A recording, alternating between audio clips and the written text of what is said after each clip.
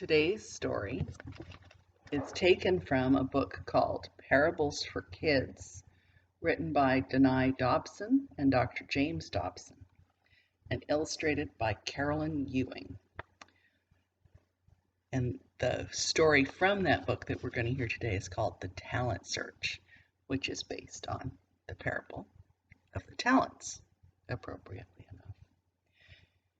The afternoon sun glistened through the windows of the fourth-day Sunday school room, and Deann Lee sat in the back row, half paying attention as her teacher read the announcements. It wasn't that Deann didn't like Mrs. Kessler, it was just that it was almost time to leave and Deann was hungry for lunch. She tapped her foot on the carpet, a habit that she had when she felt anxious. And as she glanced down at her Bible, she suddenly heard two words that caused her to look up again. Talent show.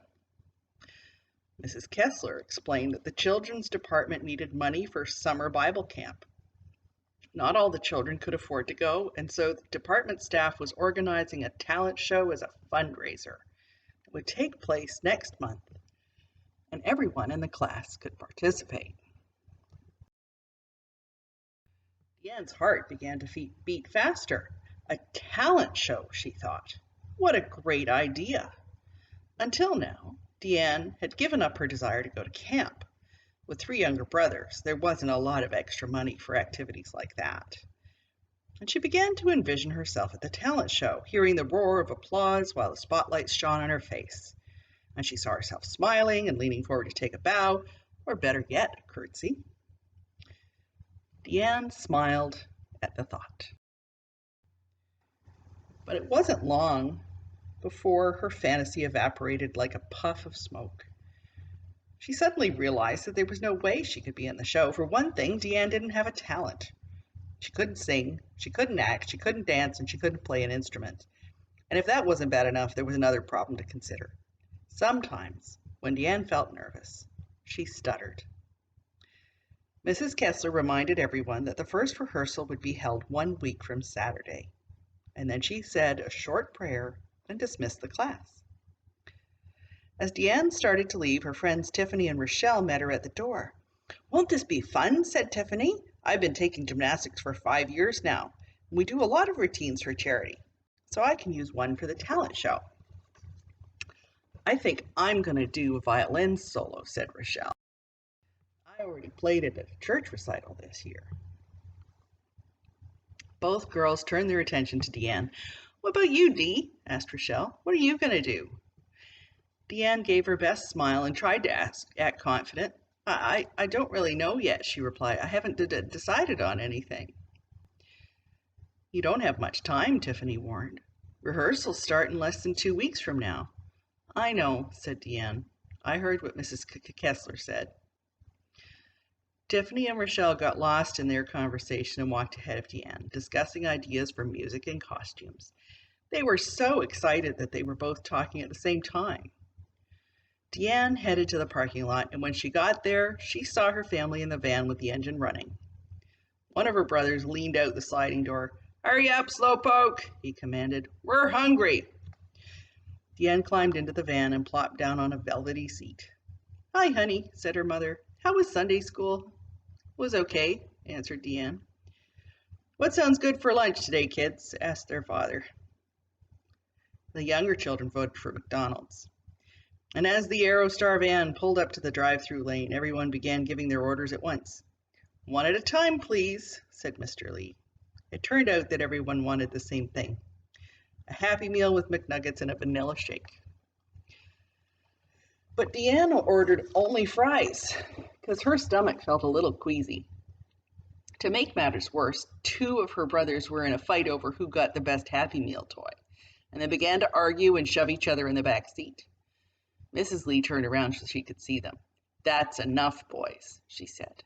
"You will sit and eat quietly. Do you understand?" "Yes, Mom," they said in unison.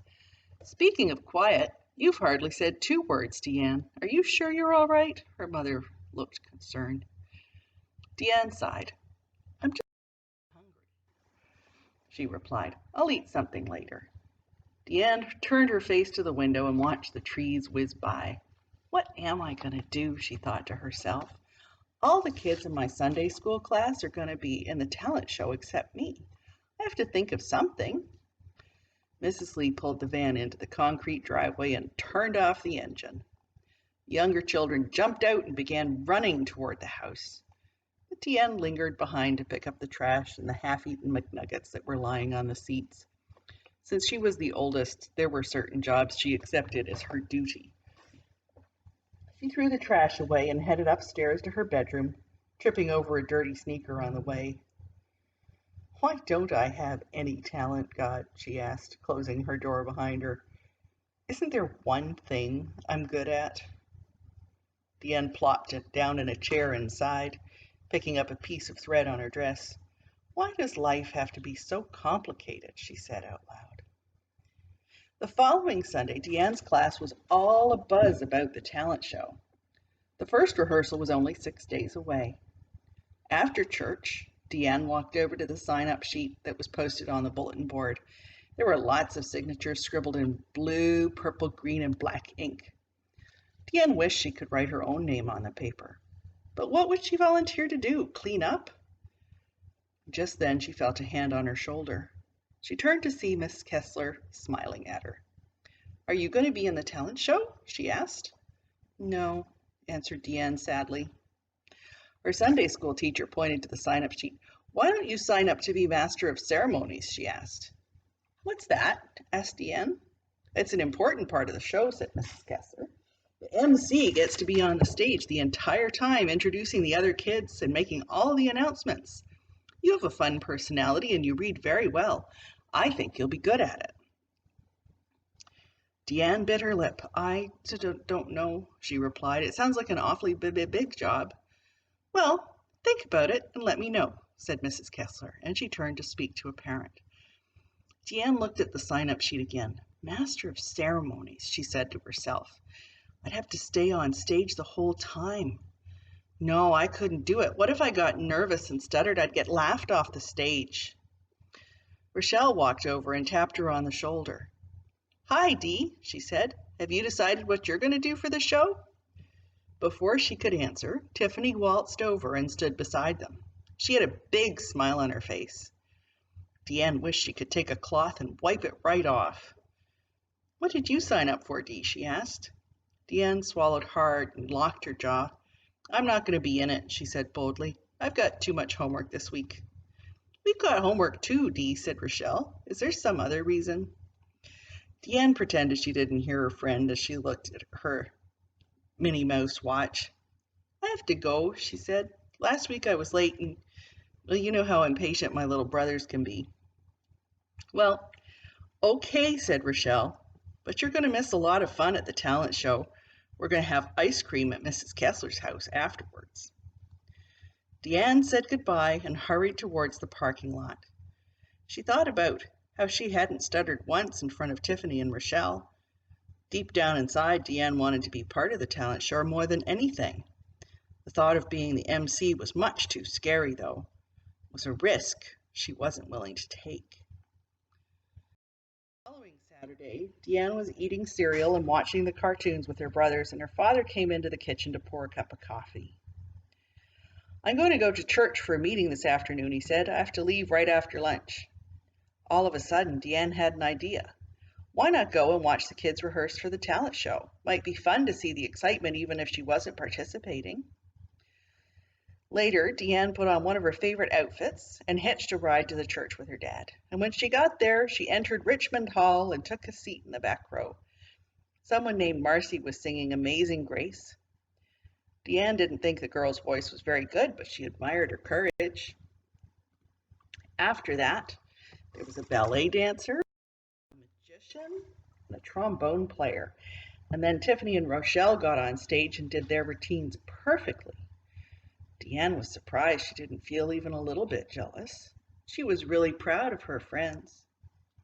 Finally, Mrs. Kessler announced the final category, Master of Ceremonies. Deann watched the contestants very closely. The first person was a little shy, but the second was a bit too dramatic.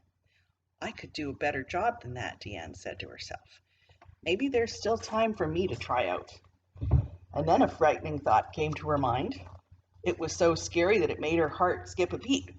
What if I fail? She thought. I might stutter or maybe even trip on the stage. Deann began to tap her foot. There was no carpet on the cement floor, so it made an annoying sound, but she was thinking too hard to notice. Deann knew she had to make a fast decision. She bowed her head and closed her eyes. Dear God, she whispered, I'd really like to be in the show. I know I don't have much talent, but I'd still like to give it a try. Please help me do a good job.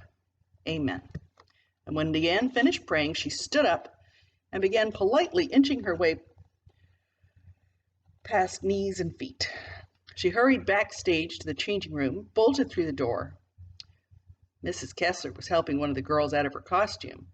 When she heard Deann come in, she stopped and turned around. Deann! She exclaimed. We didn't expect to see you here. The young girl put her hand on her chest and took a deep breath. Mrs. Kessler, I'm not on the list, but I know I could do a good job as Master of Ceremonies. Can I try out for the part, please? Mrs. Kessler picked up a copy of the script. And then she handed it over to Deann and said, Of course you can. You have about 5 minutes to look it over. Deann forgot all about her fear as she waited for her big moment. The last one to try out, she walked out to the center of the stage and flashed a big, toothy smile at the Sunday school staff. When Deann read from the script, her words were clear and her voice was strong and confident. She didn't stutter or make one mistake. She left the stage, and Deann was thankful to God for her performance. She had discovered a gift, a talent he had given her that she could now call her own. Now, nobody was surprised when news came that Deann had been chosen Master of Ceremonies, and during the next couple of weeks, Deann rehearsed her part along with the others. She said each person's name very clearly and practiced hard on all of the announcements. And on the night of the talent show, she recited all of her lines from memory and did a great job. It was hard to believe there was a time when she didn't think she could do it. Everyone came out to take a bow after the performance. Deann was last because she had the biggest role in the show. As spotlights shone on her face, she gracefully bowed and curtsied. She saw her family in the second row, and out of the corner of her eye, she could also see Mrs. Kessler, Tiffany, and Rochelle behind the curtain. They were all clapping. It was just like Deann had hoped it would be. The only difference was now she didn't care about being the most important person in the show. She was just happy she'd found a talent and a good way to use it. The money raised by the talent show would help many kids, including herself and her 2 brothers, to go to Bible camp.